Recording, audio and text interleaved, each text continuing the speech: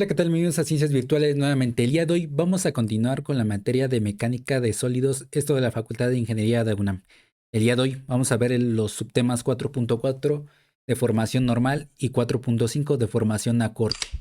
Y bueno, vamos a empezar con este concepto que ya hemos ilustrado de lo que sería pues en las propiedades mecánicas.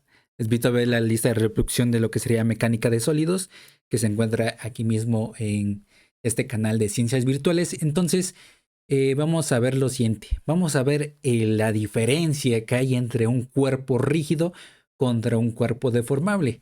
Ustedes durante su curso de estática estuvieron viendo totalmente el cuerpo rígido, pero ahora en este curso van a ver el cuerpo deformable.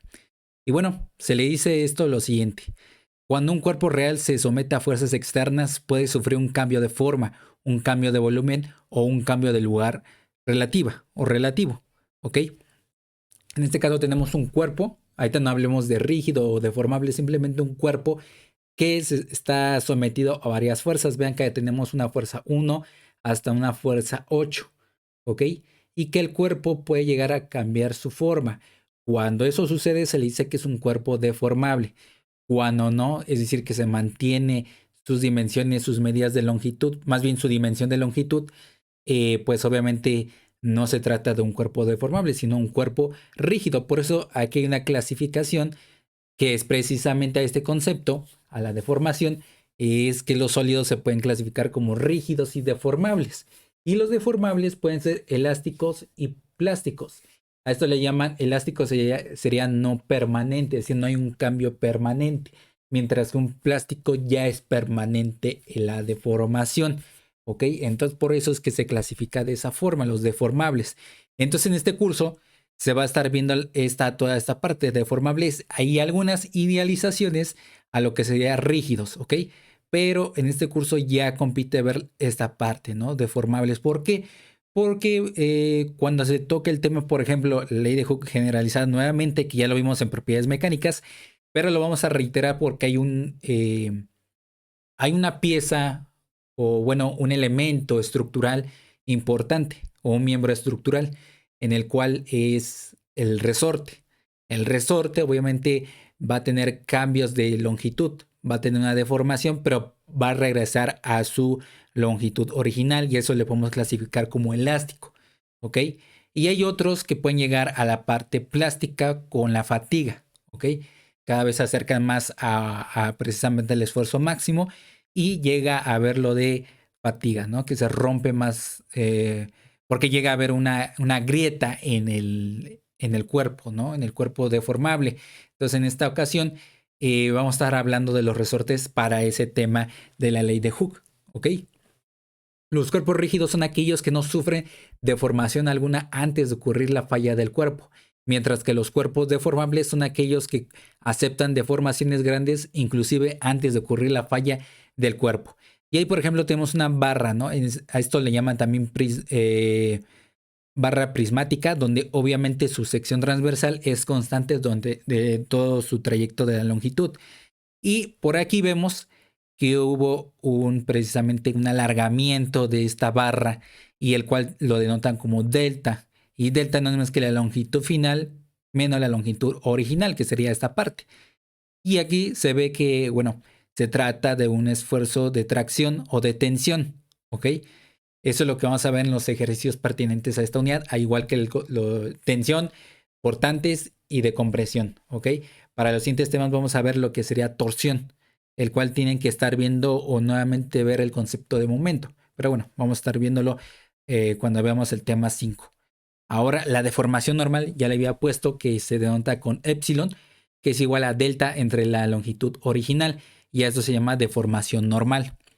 ¿Ok? Y veamos el concepto más a profundidad porque vamos a hablar otra vez del tensor, pero ahora tensor de deformaciones, no de esfuerzos, sino de deformaciones, en el cual tenemos un cuerpo cualesquiera forma que tenga, tenemos dos puntos y en estos dos puntos, como se ve aquí en la pantalla, A y B tienen una cierta longitud, ¿ok? Que al último lo vamos a tener que ver como un vector, ¿ok? Pero ahorita lo estamos viendo como una diferencia de longitud. Y una vez que se deforma, es decir, que precisamente hay fuerzas externas que hacen que se deforme el cuerpo, pues cambia, ¿no? Cambia esos puntos y vamos a decirle A' y B' con un cambio de longitud prima, ¿ok? Y por lo tanto el concepto más meramente como cantidad vectorial es que el vector de formación va a ser el cambio de longitud prima menos el cambio de longitud original, bueno, desde los puntos que estamos viendo en este cuerpo, menos el cambio en esa longitud, el cambio de longitud entre el cambio de longitud original, ¿ok?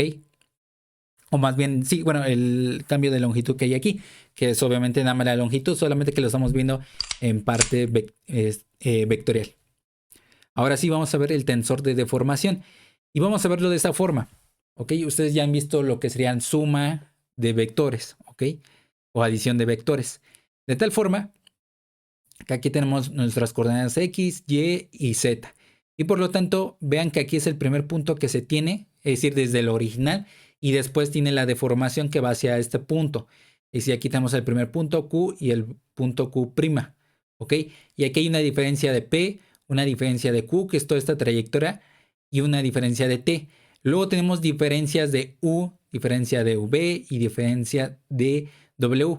La diferencia de U precisamente va a la diferencia sobre el eje X, la diferencia V va hacia el eje y la diferencia W va hacia el eje Z, ¿ok? Para aclarar una vez eso. Ahora bien, el punto Q tiene la terna ordenada de U, V y W, ¿ok? Que sería este punto que estoy señalando ahora mismo. Luego tenemos el punto Q', y ese Q' va a tener estas componentes en su terna ordenada, U más diferencia de U, V, bueno, coma, V más diferencia de V, coma, W más diferencia de W. ¿Y de dónde salen esa suma de esto, ¿no? Porque sabemos que esa diferencia de U va a ser simplemente U', U' menos U, que sería la última coordenada del punto Q' menos U, ¿ok? Que sería en Q. Y así en cada una de ellas, ¿no? De tal forma que aquí despejamos a lo que sería U', V' y W'. De tal forma que lo vamos a colocar aquí en sus componentes. No lo vamos a colocar en la forma que sería de con U', sino como la suma de esto, U más diferencia de U, etc. Entonces, de tal forma que la diferencia de T sería Q' menos Q, ¿ok? Y esa diferencia de T es igual a U más diferencia de U menos U. Entonces, por lo tanto, aquí se van a restar o se van a eliminar lo que sería U menos U. Nos quedaría 0, entonces nos queda la diferencia de U y así en cada una de las componentes, el cual la diferencia de T es igual a una terna ordenada que tiene como componentes diferencia de U, diferencia de V, diferencial de W, ¿ok? Ahora, por lo tanto, sabemos que el vector de deformación lo vemos como diferencia de Q menos la diferencia de P entre la diferencia de P, donde diferencia de P era el vector original, por así decirlo, y la diferencia de Q, pues precisamente fue toda la diferencia que se hizo, ¿no?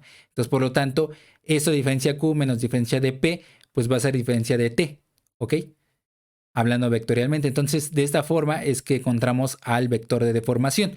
Entonces, por lo tanto, ahí quedaría, ¿no? Ahora, bien, vamos a hacer lo siguiente. Bueno, aquí lo que hacemos es que T, la diferencia de T va a ser obviamente lo sería como terna ordenada, que estoy señalando ahora mismo, y obviamente cada uno de los componentes va a estar dividiéndose entre la diferencia de P, ¿ok? Como se ve en pantalla.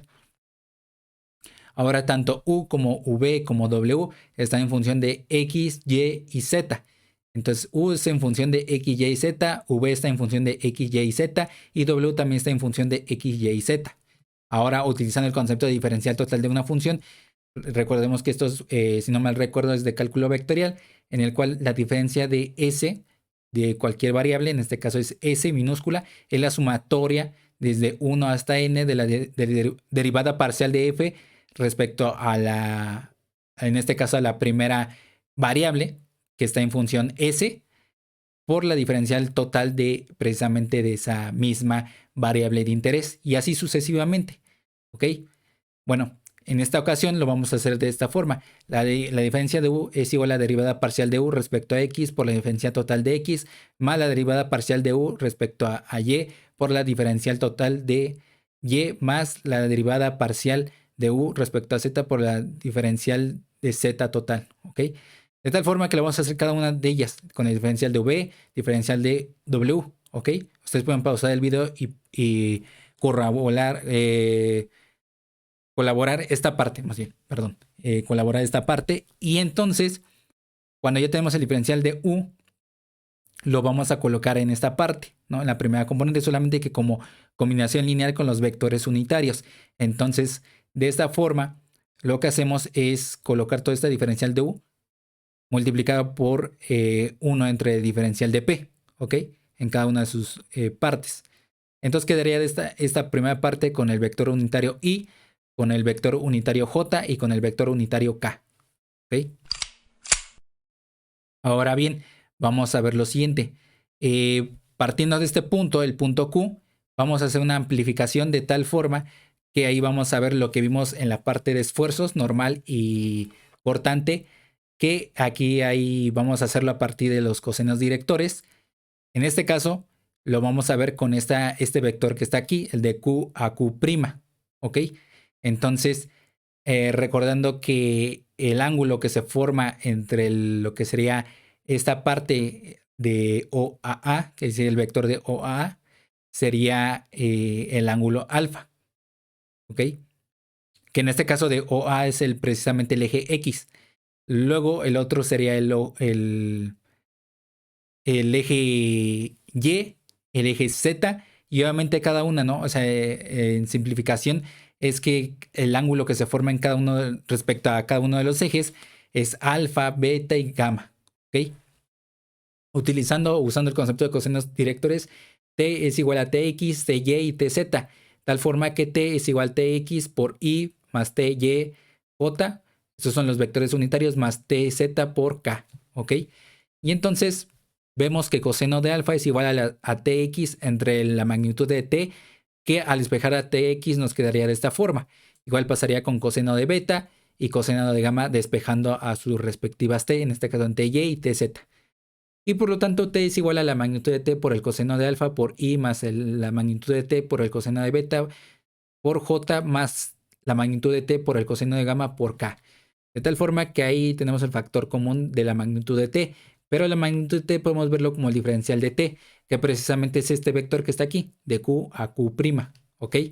Entonces, por lo tanto, ahí luego quedaría como diferencial de T, y lo que hacemos es representar la T como una terna ordenada Tx, Ty, Tz. Entonces, por lo tanto, esta parte de diferencial de T lo vamos a estar pasando hacia el otro lado, de tal forma que tenemos Tx entre diferencial de T por I más Ty entre diferencial de T por J más Tz entre diferencial de T por K, y lo igualamos a esta parte. Entonces cada uno de estos, en este caso Tx entre diferencial de T es igual a coseno de alfa, y así igualando cada uno de ellos, ¿ok?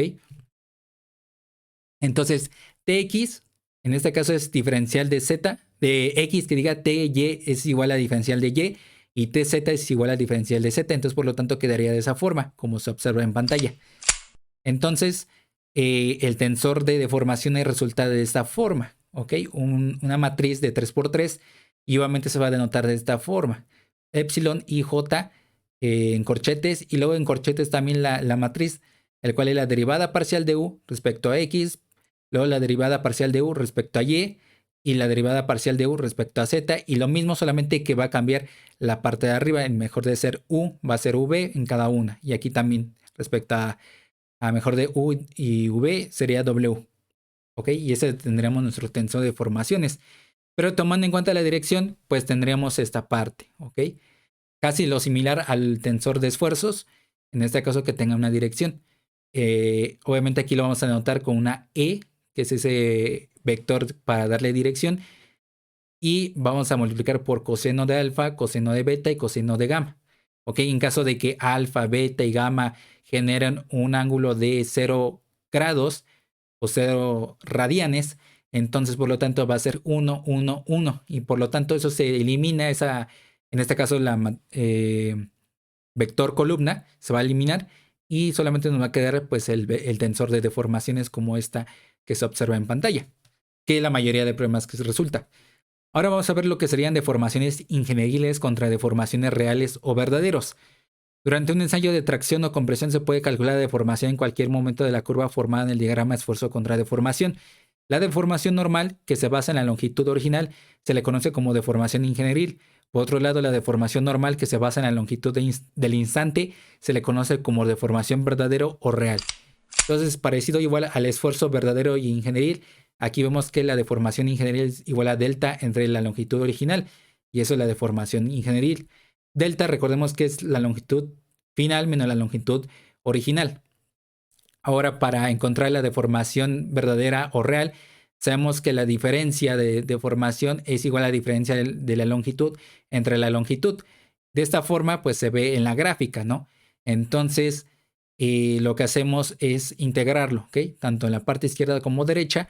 Y por lo tanto, lo que vamos a integrar es de la longitud original hasta la longitud final de la diferencia de longitud entre longitud. Y eso nos resulta un logaritmo natural de la longitud menos la longitud, menos el logaritmo de la longitud original. Y por lo tanto, recordemos que hay propiedades de logaritmos naturales. Y entonces quedaría de esta forma. La longitud verdadera o real es igual al logaritmo natural de la longitud final entre la longitud original. Y nos da la deformación verdadera o real. Relación de estas por medio de una ecuación. Bueno, entre lo que sería la deformación ingenieril y la verdadera. Aquí pues lo desprendemos, ¿no? Ese delta es igual a la longitud final menos la longitud original entre la longitud original. Y por lo tanto, podemos verlo también de esta forma, ¿ok? Como se observa en pantalla. Y lo que hacemos es despejar la longitud original, como se observa en pantalla. Esa longitud original, todo lo que equivale a esa longitud original lo vamos a colocar aquí, ¿ok? Como estoy señalando ahora mismo. Y ahí es como se observa en pantalla. Y ahora bien, al último nos queda que la longitud, más bien la deformación verdadera, es igual al logaritmo natural de la deformación ingenieril más 1, ¿ok? Ahora vamos a ver lo que es la deformación a corte. Recordemos que los ángulos se pueden medir en grados o en radianes, expresados en múltiplos de pi debido a que 2 pi radianes es igual a 360 grados y pi radianes es igual a 180 grados, etc. Por lo tanto, aquí, por ejemplo, pi medios sería 90 grados, ¿ok? Pi medios radianes es igual a 90 grados. Y aquí tenemos un cuerpo idealizado que es en forma cúbica y tenemos las diferencias, ¿no? Diferencia de X, diferencia de Y, diferencia de Z, ¿ok? Y por lo tanto, lo que vemos aquí en cada cara, vamos a ver que en cada esquina nos da 90 grados, cada esquina, ¿ok? Aquí hay 90 grados, 90 grados, 90 grados, 90 grados. La sumatoria de esos 90 grados, pues nos va a dar 360 grados. Eso es, bueno, ya parte de geometría básica en el cual se demuestra pues el por qué, ¿no? Pero bueno, en todas las casas son cuadradas, entonces por lo tanto esto ya queda asentado. Ahí denotamos nuevamente que 90 grados por 4 son 360 grados y 90 grados es igual a pi medios radianes, ¿ok? Cuando se ejecutan cargas tangenciales a las caras de un cuerpo deformable, aquí sí vemos como un cuerpo deformable, entonces se genera una deformación a corte, ¿ok? Así se observa en pantalla. Y entonces el ángulo que se va a formar va a ser pi medios menos gamma y z, ¿ok? En cada uno, pi medios menos gamma xz, pi medios menos gamma xy, ¿ok? ¿Y eso por qué? Donde gamma xy, gamma xz y gamma yz son los ángulos de cambio después de la deformación. Los índices indican en qué plano se encuentra el ángulo de cambio después de la deformación. Si en este caso yz se encuentra en el plano yz, aquí véanlo, aquí está el plano YZ, hacia acá es el plano XY y hacia acá es el plano XZ, ¿ok? Por eso tiene esos subíndices, ¿ok? Ahora, ¿de dónde resulta esta ecuación? 1 más la deformación en Z por la diferencia de Z. Pues lo siguiente, la deformación en X es igual a delta entre una diferencia de X, ¿ok? Ahora recordemos que ese delta lo podemos ver de esta forma, la deformación en X por la diferencia de X. La longitud final de cada lado queda como, y aquí lo vemos, ¿no? La longitud final es igual a lo que sería ese delta X, que sería esta parte, más la deformación que sufrió. Esa deformación es igual a esta parte que estoy señalando, entonces suma, pero aquí hay un factor común que es el delta X, ¿ok? Delta X por 1 más la deformación en X en cada uno de sus lados. En este caso, esta parte correspondería a la parte de aquí que estoy señalando y faltaría esta parte y esta otra parte que es lo mismo, ¿ok? Eso lo pueden ustedes hacer como ejercicio para comprender el concepto de deformación a corte, ¿ok? Y bueno, con esto vamos a hacer los problemas que compiten para deformación a corte. La deformación normal y obviamente lo que estamos explicando sobre el tensor de deformaciones y el tensor de esfuerzos nos va a ser muy útil para el estado de deformación y de esfuerzo y deformación a partir obviamente de una representación gráfica importante que es el círculo de Moore, el cual es muy extenso el tema, de hecho, pero es muy útil para los posteriores temas, que son los últimos, o más bien el último en sí, es el que lleva mucho el tema de los esfuerzos máximos y mínimos a través del uso de la representación gráfica del círculo de Moore. Entonces, es muy importante ese tema para esta materia. Y bueno, hasta aquí se termina el video. Solamente necesitamos que le den like, se suscriban, compartan, comenten y sobre todo que le den clic a la campanita de notificaciones para que cada vez que nosotros subamos algún video se les pueda notificar en el momento. Y si no, nos veríamos en el próximo video. Que tengan un excelente día y semana. Hasta pronto.